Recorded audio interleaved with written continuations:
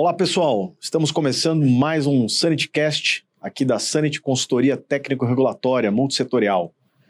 Eu sou o Cléber Fazani, um dos sócios fundadores aqui da empresa, hoje responsável pela área de novos negócios, expansão, estratégia e inovação. E tenho aqui ao meu lado o Daniel Bertuzzi Vilela, que é meu sócio, meu amigo, e hoje lidera aí a empresa como nosso CEO. Hoje eu tenho o prazer aqui de trazer um entrevistado que a gente tem muito orgulho de dizer que é um cliente da casa há bons anos. Ele é um dos maiores especialistas no segmento de proteína animal, tem uma trajetória aqui da família secular no segmento, e hoje ele opera a empresa junto com a família e vai contar um pouquinho para nós do dia a dia, da experiência. É um papo bem interessante, porque vai falar um pouquinho para quem está empreendendo, para quem é do food service, para quem é do varejo. Então, fiquem ligados conosco. Eu tenho o prazer aqui de chamar o Rodney Brown, nosso amigo, nosso cliente. E, Rodney, muito obrigado pela sua visita, por ter aceitado o nosso convite. E passo a palavra para você para contar um pouquinho da sua trajetória, falar um pouquinho da empresa, do bebê, da Bassar. Fique à vontade. Eu que agradeço, satisfação enorme estar aqui com vocês. São parceiros, prestadores de serviço, fornecedores, empresas boas, tem que estar junto com empresas boas e assim a gente cresce junto e dá risada junto, às vezes chora junto também, né? Sim. Às vezes chora mesmo. No caso você, Rodney, você nasceu na carne, né? Você nem teve chance de ver outro mercado, né? Você já estava lá, avô e pai já... Eu fui direcionado para isso, nasci em corredor de frigorífico, fui talvez preparado para isso, também não tive muita opção. A gente é uma família de imigrantes e a Europa tem uma característica muito de geração em geração, né? Então meu pai é húngaro. Seu avô imigrou em que ano para cá? Meu pai com meu avô imigraram, chegaram no Brasil em 1960. Minha família já tinha frigorífico, já trabalhava com carne, pelo que a gente levantou, desde 1780. Uau! E aí meu pai conseguiu levantar registro da empresa já em 1808 como empresa formalmente registrada na Hungria, na cidade de Kalo. Fica mais ou menos próximo a Budapeste. Então já trabalhavam com carne, é o que a família sempre fez a vida toda, desde que a gente conta na época das corporações de ofício, né? E você tinha que ser formado e diplomado, mestre açougueiro, você tinha que ter uma preparação. Para poder trabalhar com açougue. Para poder trabalhar. A Europa era muito isso, né? Corporação de ofício. Então, você tinha o mestre de obras, o mestre sapateiro, você tinha o mestre açougueiro. Eles fizeram isso a vida toda. Na Segunda Guerra Mundial, perderam a empresa toda na Segunda Guerra Mundial. Meu avô, família de origem judaica, foi preso em campo de concentração. Depois conseguiu fugir e sobreviveu. Reativou, quando terminou a guerra, depois voltaram para a Hungria, reativou a operação, perderam tudo de novo no comunismo, na Revolução de 56. De novo foram presos. Meu avô foi preso porque se revoltou contra o sistema. E aí, quando terminou essa segunda passagem muito ruim com meu avô, ele falou: não vou mais morar nesse país. E aí tiveram ajuda para chegar e migrar para o Brasil. Chegaram aqui em 1960. Meu pai já era nascido, meu pai nasceu em 49, então veio com 11 anos de idade para o Brasil, parou de estudar e veio trabalhar com carne junto com meu avô. Então meu avô trabalhava com carne no açougue e meu pai já era entregador ciclista, aprendiz, mexendo também com carne, já com 11 anos de idade. Seu avô escolheu o Brasil por quê? Laszlo Brown, né? Laszlo Brown, meu avô. Existia agência judaica no pós-guerra, na Europa, que ajudava os judeus que queriam emigrar da Europa e alguns países onde estavam recebendo imigrantes. Então foi uma oportunidade. E veio para cá. Já tinha um parente que já estava aqui antes, conhecidos que estavam aqui antes, e aí era um lugar de oportunidades ainda. E aí seu avô já veio pensando, vou trabalhar com carne. Eu acho que quando você é imigrante, você não pensa muita coisa, né? Você vem com a mão na frente e outra atrás, com a roupa do corpo. Engraçado que um dia veio um fiscal lá no frigorífico, né? E perguntar, não, queria saber o balanço, né? Como é que, pra gente olhar, tal, não sei o quê. Aí meu pai puxou uma maleta debaixo da mesa dele, né? Tá aqui, ó, um avental, uma faca. Isso aqui é capital inicial, o resto é tudo lucro. É trabalho, né?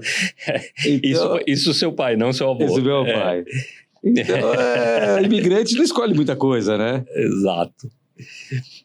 E até te perguntar, numa entrevista recente num outro podcast, você falou essa questão que a BB sempre procura, né, fazer as adaptações, fazer uma coisa meio made in tailor, né? Algo específico para cada cliente, para cada setor, né? Queria que você contasse um pouquinho como é que é esse desenvolvimento, como é que você faz uma pesquisa de mercado, como é que você consegue adaptar para cada diferente perfil de cliente, né, o teu produto. Isso, na verdade, foi uma evolução do negócio. Então, quando a gente começou, era um açougue, o açougue era uma coisa tradicional, carne era carne, e se a gente for lembrar, talvez nós somos bastante jovens, né? Aqui a gente chama 40 a mais. Então, nós somos jovens, talvez a gente não lembre, mas quem tem um pouquinho mais do que a gente talvez vai lembrar, a carne se embalava no papel peixeiro, no jornal. E era um pedaço de carne, você tinha carne no Brasil, carne de primeira, carne de segunda, do nosso gado que a gente tinha aqui, embalava no jornal, ou no papel peixeiro, mas um pouco mais recente. Não tinha rótulo, não tinha embalagem, não tinha... Nada. Nada. E isso estamos falando pesava e dava. Pesava e dava. Estamos falando coisa talvez de 40 anos atrás. Não é muito tempo. Não tão distante. Não tão distante. E, como eu contei, o açougue estava... Meu pai assumiu um açougue bastante novo também, quando meu avô se afastou. E meu pai entrou na Universidade de São Paulo para fazer administração de empresas.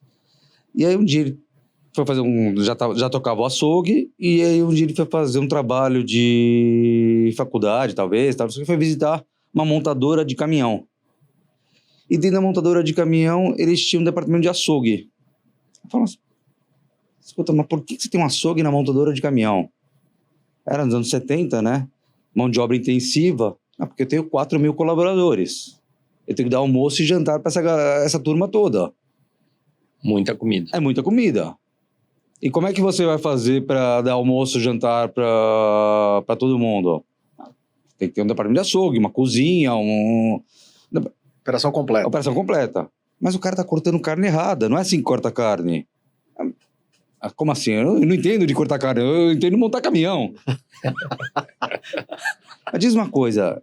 E se em vez de eu te mandar aqui carne de primeira, que era o colchão mole, né, o colchão duro, eu te mandar aqui em quilo, né, peça bruta, suja, eu te mandar aqui 4.000 bifes prontos para você servir já cortado certo, no rendimento certo.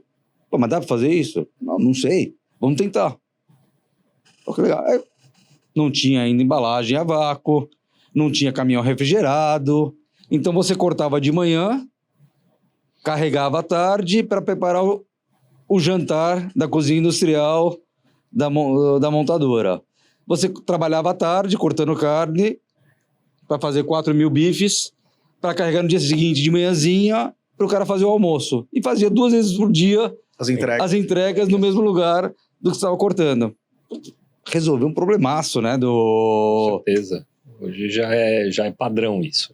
Resolveu. Aí um dia outra indústria olhou e falou, pô, eu também quero, não quero mais também ficar cortando carne, porque o meu core business não é esse. Pô, que legal, tá, não sei o que. E aí crescemos muito, deixamos de ser um açougue tradicional e passamos a ser um fornecedor já de empresas. Fazendo produto sob medida. Fazendo produto para isso ainda. Não tinha nem muita sofisticação, padronização. Você tirava filé mignon, contra filé, ou alcatra para vender para um cliente talvez de varejo, e os cortes da roda, né? O colchão mole, colchão duro, patinho, lagarto, talvez os cortes do dianteiro, você separava para fazer as carnes para vender para as indústrias que tinha sua própria autogestão de restaurante. Pô, super legal, tá, não sei o quê. No meio desse caminho, começou a evoluir, embalagem, tá, não sei o quê. Aí veio as terceirizadoras de refeição pro Brasil. Então, já nos anos 80, começou a vir GR, Sodexo e N outras cozinhas industriais. A maioria eram os franceses que vieram primeiro ao Brasil, depois as menores e outras brasileiras começaram a evoluir. E nós passamos eles entravam numa autogestão de restaurante industrial. Quem está produzindo, fornecendo? A BB fornece as carnes para a gente. Então, a gente passou a fornecer não mais as autogestões, quer dizer, também, mas também passamos a fornecer as cozinhas industriais terceirizadoras. Pô, que legal, tá, não sei, e crescemos muito com isso. Uma escala enorme já. Escala enorme, chegando aí com várias indústrias que terceirizavam seus restaurantes. Pô, super legal, tá, não sei o quê. Aí a coisa vai evoluindo e aí você tem uma consolidação muito grande no setor. As grandes terceirizadoras começaram a comprar pequenas e se consolidar demais. Se você trabalhar e fornecer para mercados consolidados, era muito difícil. Eles ditam tudo. Ditam a regra, era um momento que não se valorizava muito o fornecedor, se apertava, espremia demais o fornecedor, e a gente trabalhava que nem um louco para ter pouca rentabilidade. Final dos anos 80, começo dos anos 90, foi mais ou menos quando eu entrei já na empresa da família, no começo dos anos 90. Era uma época que a gente trabalhava, assim, uma loucura o que a gente produzia. Muito volume, pouca rentabilidade. Fazia, na época, talvez 20 toneladas por dia de bifes porcionados, tudo na mão. Puxa. Era uma loucura, você fazia lá talvez 200 mil bifes por dia. Números assim... É isso. Era muita coisa, pouca rentabilidade. Aí a gente falou, pô, fornecer mercado consolidado é difícil, vamos para outros segmentos. Começamos a ir para restaurantes comerciais. Então começamos a fornecer os restaurantes comerciais também com o mesmo conceito de cortes porcionados. Isso mais ou menos foi o início dos cortes porcionados do Brasil. Foram os pioneiros, então. Um dos pioneiros. Claro que não fomos os únicos, sim, mas praticamente a gente fomos um dos pioneiros, talvez um dos maiores fornecedores de cortes porcionados no Brasil nos anos 80. Nos anos 90, a gente começou a entrar em restaurantes comerciais, então mesmo o conceito, trazer uma solução, um corte porcionado que se ajusta à operação, no controle per capita, controle de CMV, que os restaurantes não tinham muito isso, né? Então a gente começou a trazer essa ideia também para o restaurante comercial. São características um pouco diferentes de produto, porque a cozinha industrial é um controle per capita, está menos preocupado com a qualidade sensorial, né? Entregar um produto muito mais saboroso, não sei o quê. Ele precisava alimentar os colaboradores com proteína, que faz parte do equilíbrio do... fornecimento mínimo ali de proteína. Já o restaurante comercial está vendendo uma refeição, é diferente, qualidade, as opções são um pouco diferentes. Pô, legal, começa a crescer bastante isso. Aí já nos anos avançando nos anos 90, você começa a ver um crescimento muito grande das praças de alimentação de shoppings. O food service, que é um food service um pouco mais estruturado. A gente falou, pô, o que esse cara precisa? Ele está num ambiente, numa praça de alimentação, que aí tem lá, sei lá, 40, 50 metros quadrados, que ele precisa... Às vezes nem isso. Às vezes 15, 20 metros quadrados, que ele precisa fazer operação, ele precisa vender, ele precisa cobrar, receber, ele precisa cozinhar, preparar, ele precisa estocar e não tem nenhuma área de manipulação. E ele precisa ter um produto igual, padronizado, num shopping no centro de São Paulo, no shopping no Itaim, um shopping na periferia, um shopping na Zona Leste, Zona Oeste, ou um shopping em Minas, em Salvador, quando a mesma bandeira tem espalhado pelo Brasil todo. Ele tem que ter a mesma padronização de steak, ou bife, ou porção, em todos os restaurantes que ele tem nas praças de alimentação espalhadas pelo Brasil. A gente falou, então, a gente consegue fornecer um produto porcionado, padronizado, para as operações espalhadas por todo o Brasil. Pô, que legal, tá? E crescemos muito. Conforme ia crescendo, alavancada ali, né? as operações de... as bandeiras de restaurantes, de redes... Vocês cresciam juntos. A gente ia crescendo junto, isso foi também desenvolvendo e a gente foi aprimorando. Nesse meio tempo, evolui muito com técnica de refrigeração, congelamento, técnica de embalagem, embalagens mais modernas, com vários tipos de embalagem a vácuo, plásticos diferentes, barreiras diferentes, né, de gás. Mas tudo isso dá trabalho, porque cada rede tem o seu Cada padrão. Tem seu padrão, sua gramatura, número de porções por embalagem. Desenvolver um produto específico para cada um deles. Então, tudo isso a gente foi evoluindo. Pô, que legal, fomos crescendo. Então. Pô, num dado momento, a gente falou, por que não fazer a mesma coisa para alta gastronomia? Terceiro movimento aí. Aí a gente vai lá, pô, fazer igual para uma alta gastronomia. O que a alta gastronomia quer? A mesma coisa, só que ele vai querer um controle de produto com uma matéria-prima, com uma qualidade superior, tá, não sei o quê. Então ele vai querer talvez um controle de raça, um gado, uma raça diferente, uma seleção de matéria-prima mais bacana.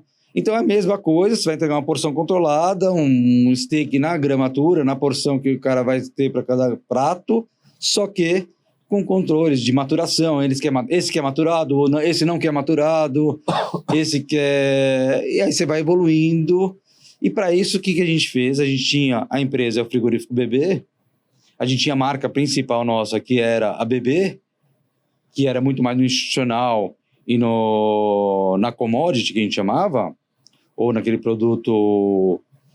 talvez primeiro preço, numa seleção de um produto daquele primeiro preço, a gente criou uma marca, chama Bassar Carnes, que ela vai trazer uma diferenciação de matéria-prima e de solução para alta gastronomia. Foi quando a gente criou a marca Bassar. Ela está dentro do grupo hoje? Está dentro do grupo, dentro do frigorífico BB, né? Guarda-chuva BB, com várias marcas. Então a Bassar que a gente criou como marca para...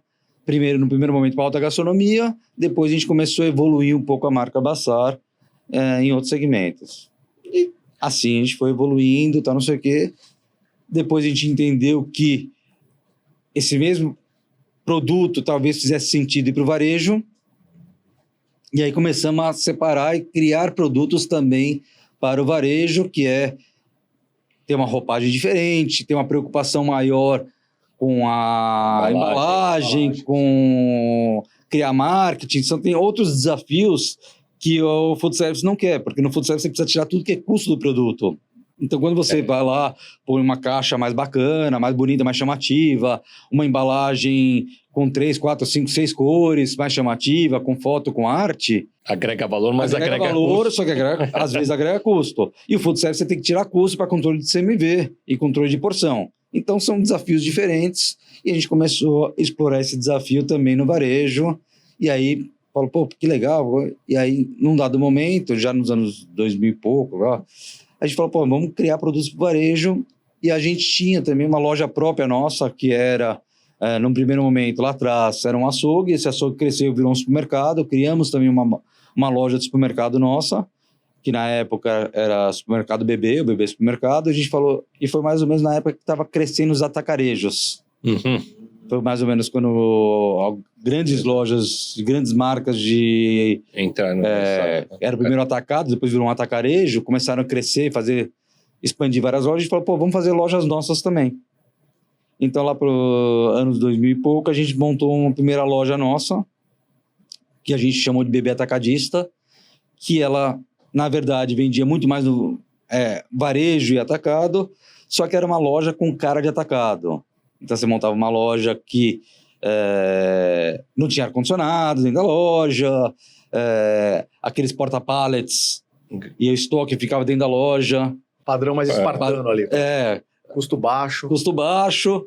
Você tinha preço diferenciado, quem levava um pacote de arroz, quem levava um fardo com 6 pacotes de arroz, quem levava uma latinha de refrigerante, quem levava um pacotinho com 12 latinhas. Quem levava um bife no varejo cortado tinha um açougue tradicional, ou quem levava uma peça inteira de carne com preço diferenciado, ou quem levasse uma caixa com 4, 5, 6 ou 10 peças dentro da caixa. Então você tinha preços diferenciados e criamos nosso atacarejo. E aí? Como é que foi essa experiência, né, de vocês empreenderem coisas diferentes, né, em segmentos diferentes, né? A produção e depois na distribuição e na venda.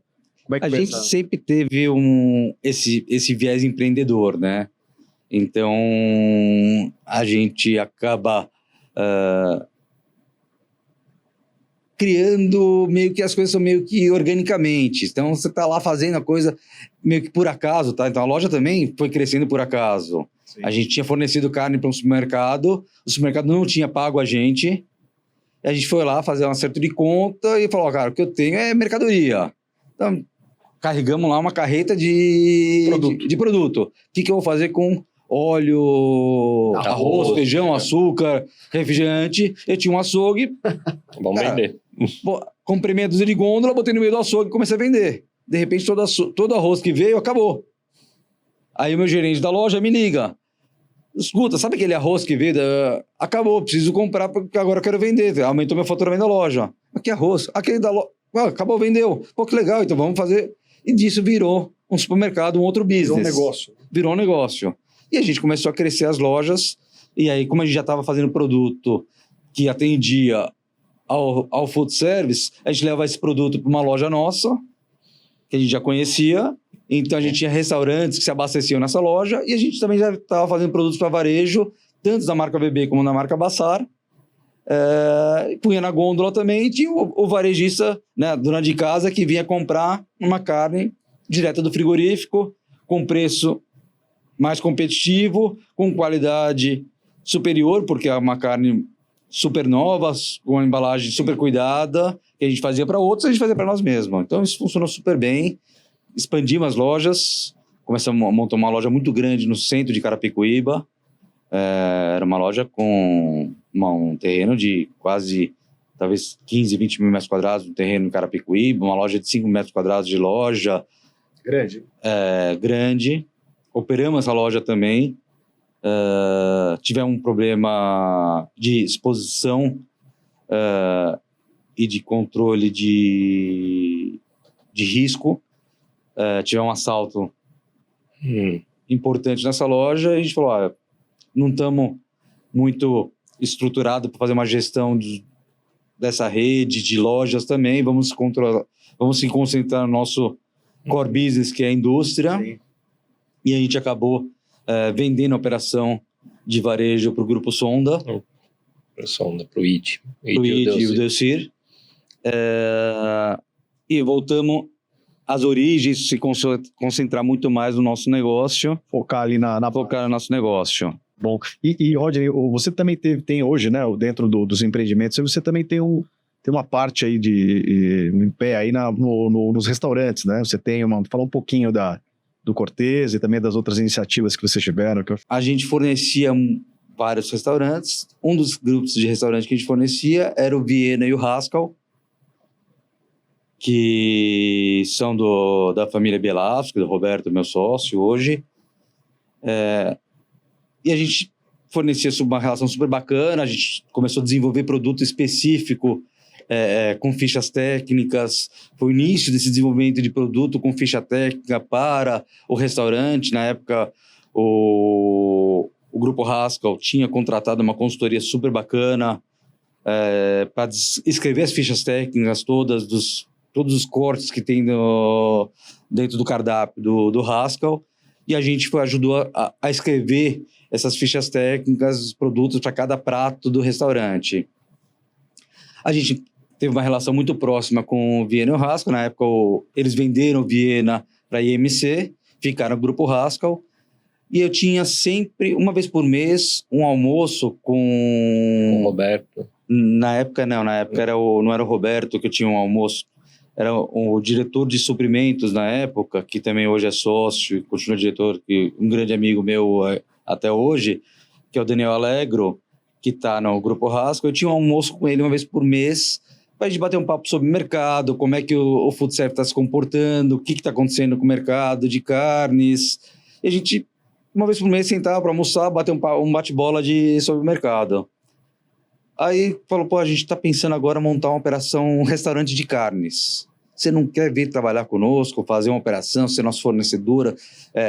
mas tem que ser um negócio melhor que pode ter para o nosso negócio, para a carne do restaurante, porque é um restaurante de carne e tal, que era o desenho do que veio a se tornar hoje o restaurante Cortês. Eu falei, pô, legal, vamos ser fornecedor, mas tem que ser, você tem que dar alma para o negócio. Eu falei, Daniel, você não quer um fornecedor, você quer um sócio. Você quer dar a alma para o negócio, né? Na alegria e na tristeza, você não quer um fornecedor. É casamento, né? Você quer um sócio. Eu falei, mas você quer ser sócio? Eu falei, não sei, vamos conversar. Aí a gente marcou com o Roberto ele bate regula a idade com meu pai, aí deu um match super legal, porque eles têm vários amigos em comum, eles não se conheciam pessoalmente no meio social, mas judeus, regulam a idade, muitos amigos em comum, deu um match super bacana, valores muito parecidos, né? Princípios, que bom. Princípios, valores muito parecidos e dinheiro... Bora fazer negócio. Dinheiro ele não estava precisando, tá? Porque ele está muito bem estruturado, provavelmente muito melhor do que nós. Mas ele queria alguém que fosse um smart money, né? Alguém que fosse trabalhar para o negócio, trouxesse conhecimento, agregasse. Aí, nessa hora, eu sentei com eles e falei... Gente, eu acho bacana, interessa como business, como negócio, só tem um problema. Eu não posso ser fornecedor e sócio do negócio, onde aqui eu sou fornecedor, eu tenho 100%, aqui eu tenho um percentual, e em algum momento eu posso ser questionado sobre conflito de interesse. Sim. Ótimo ponto. Então, me interessa, só que eu só posso entrar de sócio numa operação, e eu vou entrar de sócio na pessoa física, nós da família, na pessoa física, então não é a empresa, não é o frigorífico bebê que é sócio, e sim nós como investidores, pessoas físicas, seremos sócios, mas desde que a gente crie um modelo de equação onde não traga um conflito de interesse, onde eu não seja questionado, porque se eu for questionado, em algum momento, isso pode romper o elo de confiança, o elo de relacionamento e não ser saudável e não ser uma boa sociedade. Então, eles foram super... entenderam, concordaram conosco, e aí nós criamos um modelo de negócio, uma equação, inclusive veio junto para participar do negócio uma terceira pessoa que que conhece muito do meio de proteína animal, tem uma circulação em várias outras indústrias, em várias outras empresas, vários outros frigoríficos com acesso, onde ele pode fazer essa relação de valores e de intermediação. O grupo de restaurantes tem liberdade, não é obrigado a comprar do frigorífico bebê. O frigorífico bebê só será fornecedor se for a melhor opção de produto, preço e serviço. E essa regulação de preço, ela vai ser uma planilha aberta, com todas as variáveis na mesa, de uma forma transparente, que não cause nenhum tipo de ruído nessa relação. Então, isso está funcionando super bem. Hoje nós já somos sócios, talvez há 11, talvez para 12 anos. Já estão com quantas lojas, o Cortês? O Cortês temos 4 lojas. Hoje, Shopping Vila Lobos, Aeroporto de Guarulhos, Shopping Eldorado e Leblon. Estamos montando a 5ª loja, uma loja que vai sair aqui na Alameda Santos. Legal. Vizinha aqui da Sanity. Temos novidades em breve. Já tem onde almoçar. Já tem onde almoçar. Então, acho que talvez... Para quando? Para o próximo ano? Acredito que até maio do ano que vem. Tá, maio de 2026 está aberto já o Cortês da Alameda Santos. E tem a operação do Jota também, né? E também a gente tem as operações de hamburgueria. Que também tem aqui, as duas são vizinhas. Que também temos aqui vizinho a Sanity, na Paulista, na frente do MASP. Tem outra unidade na Paulista com a Pamplona, na lateralzinha do Shopping Cidade de São Paulo. E estamos inaugurando agora, esse mês, no centro, no Edifício Itália. Olha só. ponto icônico, vai ficar super bacana a loja também. E aí a gente tem um plano de expansão para o ano que vem também, das lojas do Jota. Agora para 2026 tem um plano bem bacana, ainda não estamos divulgando os pontos ainda, onde vamos abrir, mas é uma expansão. E também tem uma questão de inteligência de negócio, então a gente aproveita muito mais os produtos, então a gente tenta trazer como inteligência de negócio. Eu tenho produtos, o animal, quando você produz, você tem que dar destino e saída para todos os cortes do animal. E quanto melhor você fizer essa equação de saída e destino de todos, melhor aproveitamento do animal, melhor você tem uma equação de compra. Então a gente tem cortes que a gente usa no Haskell, tem cortes que a gente vai para o Cortez, tem cortes que não servem para fazer uma carne grelhada ou uma carne cozida ou não está nesses cardápios. A gente pode fazer moer ela e usar como blend e matéria-prima para o Jota. Então, você traz aí uma solução de inteligência de cardápio, de negócio, que traz a melhor equação para a operação. Isso a gente amadureceu também, e hoje a gente faz esse tipo de negócio, esse modelo de negócio, não só para a gente, para os restaurantes dos quais a gente é sócio. Tem muitos restaurantes que a gente tem uma relação madura e transparente, a gente pode trazer essa mesma relação de valor, de conhecimento, de produto, de preço, para as relações com os restaurantes. A gente aprendeu que hoje a transparência o que é um ativo muito importante. É um ativo muito importante. As relações são importantes, a transparência nessa relação é importante. Você acaba dando uma consultoria para ele também. Falou, compra carne assim, faz isso aqui. É uma consultoria porque quanto maior for o sucesso daquele restaurante que é meu cliente, melhor é a relação, e a gente tem uma relação de longo prazo. Então isso ajuda também nesse sentido. Então a gente evoluiu para isso, ainda no meio empreendedor. A gente começou também a ir para outra ponta. Do frigorífico a gente foi para frente, né? Chegando aos restaurantes, chegando a varejo, a loja. A gente ainda tem uma loja própria de varejo. Essa permaneceu no Vendeu ao Sonda, fica na Vila Leopoldina, ali atrás do Ceasa. E a gente foi para trás também, indo até o campo, explorando um pouco a pecuária. Então hoje a gente tem projeto de pecuária integrada no Rio Grande do Sul, só para gado de raça. Mas é uma parceria ou a fazenda é de vocês? Começou como parceria, a fazenda não é nossa, e agora a gente tem investimentos nossos também em pecuária. Na produção ali. Na produção, que a gente faz hoje para gados especiais, que a gente precisa controlar o projeto completo. Então, farm to fork. Farm to table, né? Você consegue levar do campo até o prato, do campo até a casa do cliente. Então, tem produtos que a gente começou, por exemplo, no Cortez, a gente queria trazer uma carne com uma qualidade superior e a gente criou parcerias com grandes frigoríficos hoje no mercado, mas tem alguns cortes que a gente precisa e queria controlar um pouquinho mais alguma diferenciação. Então, a gente controlou a genética, a seleção de raça, tempo de cria, recria, engorda, terminação no confinamento. Vai confinar, não vai confinar, vai ser exclusivamente a pasto. Então, a gente consegue controlar um pouco isso quando está sob nossa gestão. Então, fazer a verdadeira carne gourmet, né? A gente consegue, não sei se é gourmet, mas a gente consegue trazer uma solução adequada para cada produto que a gente quer levar.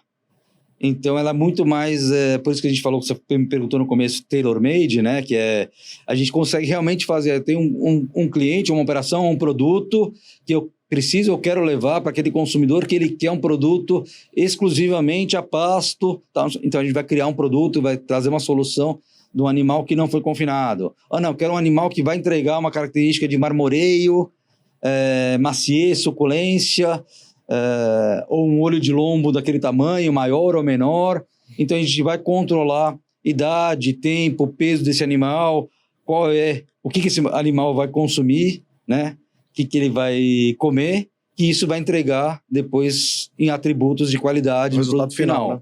E interessante esse acompanhamento e controle em cada etapa, né? Quer dizer, que não era uma coisa do passado, mas hoje vocês estão acompanhando cada etapa. Hoje tem cada etapa. Produção. O produto que a gente chama da commodity, não. Esse a gente não compra boi, a gente compra carne. Agora, o produto diferenciado de raça, aí a gente compra boi, e a gente produz nosso próprio boi. Aprimora e aí você... E a gente vai levar ele para como a gente quer entregar esse produto. Então, eu brinco que hoje a gente não é mais um fornecedor de produto. A gente é um fornecedor de solução. E essa solução pode ser estratégica, como pode ser também simplesmente trazer uma solução, aquilo lá que um facilitador para alguma coisa que já está lá dado pelo nosso cliente. Mas vocês estão trabalhando também para fazer a carne padrão Bassar de prateleira? Sim. Também. E qual que é o percentual disso hoje para o negócio? O de prateleira e o tailor-made, vamos falar assim. Hoje vocês são muito mais tailor-made do que prateleira. A gente é mais tailor-made do que prateleira. Historicamente, a gente veio fazendo isso, só que o que a gente está fazendo agora, a gente está começando a padronizar o tailor-made. Então, eu estou hoje começando a criar um book de produtos, um catálogo de produtos que atende o que a gente entendeu que atende 90% dos restaurantes, food service, você quer falando em food service, tá? Não falando em varejo. Produto de prateleira para restaurantes, né? Então, a gente monta um book, a gente entende que o que mais sai é carne em cubos, em pacotes, carne em cubos, então a gente desenvolve lá cubos 2x2, cubos 1x1, cubos 2,5 por 2,5, carne com gordura, sem gordura, com nervo, sem nervo. Então você começa a criar os códigos e aí você vai separando por ficha técnica, código, especificação. Depois você vai padronizando a embalagem, faz o pacote que a gente chama de single pack, pacotinhos pequenos de 300 gramas, 500 gramas, 1 quilo, 2 quilos, 3 quilos, 5 quilos. Então, a cozinha industrial vai usar um pacote de 5 quilos, um food service é um pacote de 1 quilo, e o varejo, um pacotinho menor de 400 gramas. Agora, para fazer tudo isso, você comentou, na Hungria, o Laszlo Brown era mestre formado para poder cortar a carne, né? Aqui no Brasil...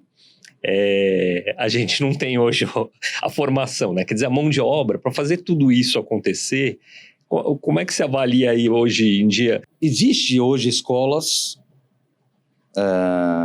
profissionalizantes, mas, via de regra, não é o que se encontra e não são os profissionais que se encontram.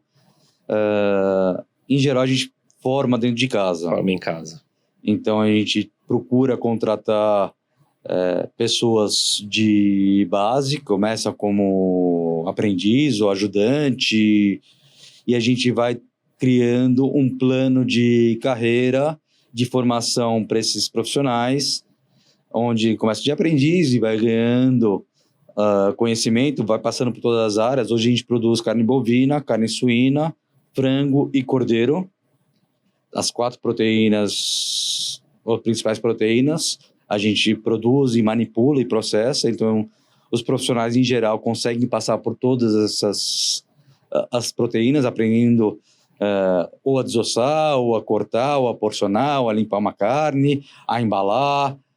Hoje, para você embalar, não é só pôr dentro do saquinho, as máquinas, os equipamentos também evoluíram demais, então a pessoa tem que saber operar uma máquina, tem que saber usar um computador.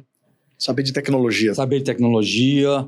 Então, ele vai ter que saber fazer o cuidado com a máquina. Tem máquinas hoje, dentro da fábrica, você tem equipamentos que vale mais que uma cobertura nos jardins. Uma máquina lá, um equipamento vale 2, 3, 4 milhões de reais, um equipamento.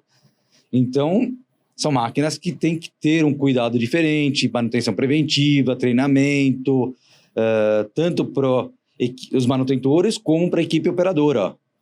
Então, os operadores também têm que saber, têm que ser preparados e treinados, como os profissionais também, de carne, os açougueiros e os refiladores. Eles vão aprender e vão passar por todas as etapas, aprendendo a cortar e... A escola acaba sendo a BB. A escola acaba sendo a nossa própria empresa, de modo geral. Claro que às vezes você traz gente... de já fora, um pouco mais de base para poder... um pouco mais de base, mas em geral a escola acaba sendo dentro de casa. Roger, a gente pergunta, a gente já vai encaminhando aqui para para o final, sobre planos, por exemplo, de, né, o que falta fazer ainda, o que você tá no radar de vocês aí, né? Tanto olhando a questão do bebê, também como dessas iniciativas de empreendimento de vocês aí, da família. O que você imagina para os próximos anos? Como é que você vê o cenário também nosso, né? 2026 aí, o que passa aí nas reuniões de família, não sei se aquele almoço de domingo vocês ali na mesa discutem várias coisas. E também tem uma questão que eu sempre converso, a questão da empresa familiar, né? Esse é o desdobramento da pergunta que eu ia fazer também. Você tem empresa familiar e também todo mundo trabalhando ali, né? Convivendo e trabalhando, né? Como é que é esse equilíbrio aí? Como é que vocês... Uma briga ali no final de semana, ela repercute na semana, no dia a dia. Como é que vocês equilibram isso? A gente sempre teve, ou a gente cuidou muito para não misturar, porque senão você vive num ambiente e acaba ficando talvez até desgastante e sufocante. Então a gente não costuma e não costumava falar sobre negócio, sobre trabalho em casa, nos finais de semana, nos almoços de família. Então você quer falar ou discutir ou tratar alguma coisa, então a gente vai falar amanhã no escritório. Na segunda-feira a gente vai sentar e vai discutir e tratar sobre o negócio. Bom. Porque senão você acaba misturando as coisas e você não tem aquela relação familiar. Então, claro que tem momentos que acaba vindo à tona ali, mas é exceção, né? Mas são exceções, a gente tenta meio que se policiar e isso acabou sendo natural. E a gente acaba não falando de negócios fora do ambiente de trabalho. Um belo ensinamento. Você está formando açougueirinhos em casa ou qual o seu plano aí? Estamos formando açougueirões, não é açougueirinho. Açougueirões. Quem passa conosco aqui... Então vamos ter mais gerações. Quem passa conosco... Não, eu digo, em casa vocês estão formando... A ideia é essa? A próxima geração, né? Próxima geração, eu tenho 3 filhos, né? Sou casado com a Mária 25 anos quase, vou fazer 25 anos agora, ano que vem. Temos 3 filhos, o Beni está com 21, está estudando economia e agora fazendo business na Europa, no intercâmbio. E o Thomas está na Exalc. Já tá um pouco base. Tá com o pé lá. Um pé no setor. E o Thomas está com 19 anos e a Mila está com 12 anos ainda, talvez indo pelo lado da mãe, pensando aí. Hoje ela fala que vai pro caminho da mãe. Mas eu sempre falei para meus filhos, e a gente conversa bastante, eu e meu irmão também, que muito provavelmente, se algum deles quiser vir um dia trabalhar conosco, a gente vai procurar não fazer o que aconteceu conosco. Então eles vão ter que primeiro se formar, vão ter que ter uma janela aí de experiência, no mínimo talvez de 10 anos no mercado, em outros negócios, em outras empresas, vão ter chefes diferentes, modos de gestão diferente, vão aprender, vão desbravar o mundo. E depois, quando tiverem uma vida e uma experiência, se eles assim o quiserem e a gente tiver espaço e eles tiverem competência, eles poderão ingressar na empresa. Então, não é um caminho já direcionado. Também, hoje a empresa está completamente profissionalizada e talvez num momento diferente. Talvez quando meu pai trouxe eu e depois trouxe meu irmão, ele não teve muita opção. Ele não tinha... A empresa não estava profissionalizada, ele precisava de gente de confiança. Não é gente para trabalhar, mas gente de confiança e não sabia dividir isso, né? Então, a gente hoje, com uma empresa já profissionalizada, a gente hoje tem seus gerentes, líderes, diretores de cada uma das áreas, a gente não depende hoje de trazer alguém da família para estar do nosso lado porque a gente não confia na equipe. Então, hoje a gente consegue confiar na equipe, tá bem estruturado para isso. Para andar sozinha. Para andar sozinha e, eventualmente, mesmo eu consigo vou sair de férias ou vou sair, eu posso me afastar. Divido a empresa com meu irmão e, mesmo assim, a gente tem todas as áreas... Os executivos que vão tocar, cada um sua responsabilidade e competência. Bom. Então, a futura geração, claro que será bem-vinda, se assim eles quiserem, e se tiverem competência, e se tivermos espaço para eles na empresa. Sim. Muito bom, muito bom. E falando de 2026, em termos de o que você imagina para o próximo ano, o que vocês estão no radar aí, o que vocês ainda não fizeram? Vocês fizeram várias iniciativas, vários grandes feitos aí com sucesso. Primeiro, eu sempre sou otimista. Apesar da gente estar num momento político difícil, vamos ter um ano que vem... Mundial difícil também, né? O mundo inteiro. Nós vamos ter um ano que vem difícil, porque... Eleições, né? Você tem eleição, você tem Copa do Mundo, você tem um monte de feriados que vão emendar. Isso, para o mercado, para a economia, é muito ruim. Então, é um ano desafiador. Mas eu, por princípio, sou uma pessoa otimista. Então, eu acho que sempre nos momentos mais difíceis são os momentos que geram oportunidades. E é onde você consegue se diferenciar, você consegue entregar valor, você consegue entregar resultado, você consegue dar a mão para alguém que está num momento difícil e ele talvez vai te reconhecer depois. Pô, esse cara foi o cara que me ajudou naquele momento que eu estava com uma dificuldade, então eu vou retribuir com uma fidelização, ou com uma parceria, ou com um relacionamento. Então eu sou otimista, eu acho que sim, vai ser difícil, sim, vai ser desafiador, mas quando não foi?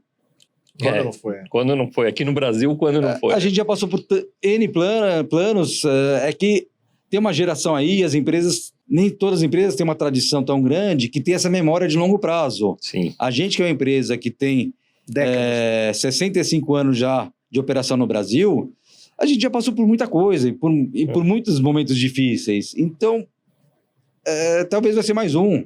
E a gente vai ter que superar esse obstáculo, vai ter que, no momento mais complicado, talvez você vai enxugar a estrutura, tira a despesa. No momento que a maré tá boa, você vai surfar a onda, aí você aproveita e acelera. Então, é você saber como quem está pilotando o negócio, né? Como é que você vai manejar a rédea, né? Isso pode ser uma coisa que veio de família, né? Porque o seu avô e seu pai passaram por guerra, né? Então, assim, isso aqui é fichinha, vamos dizer assim. Dizem que tem características que ficam no nosso DNA, às vezes por 5, 6 ou até 7 gerações. Eu não sei se de fato é isso ou não, mas tem coisas que acabam ficando... Gravadas, né? Gravadas ali na nossa essência.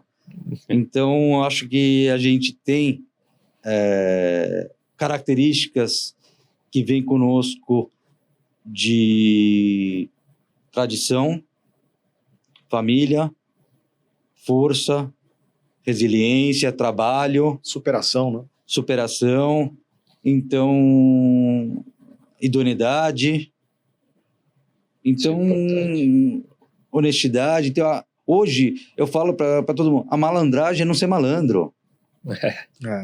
Você ganha muito mais com isso. Sim. Constrói muito mais. Você constrói muito mais. Então, isso que eu passo dentro da empresa, isso que eu passo dentro de casa, isso que eu passo para minha família, meus filhos, que foi como eu recebi do meu pai também. E é isso que a gente, da forma que a gente tenta ser correto, e isso acabou levando a gente por um caminho que, claro, com altos e baixos, momentos mais fáceis, momentos mais difíceis, mas numa trajetória de sucesso por todo esse tempo. Muito bom, Rodney. Uma incrível história e um belíssimo legado que vocês estão deixando aí. Te agradeço mais uma vez e muito obrigado por esse papo. Imagina, o prazer é todo meu.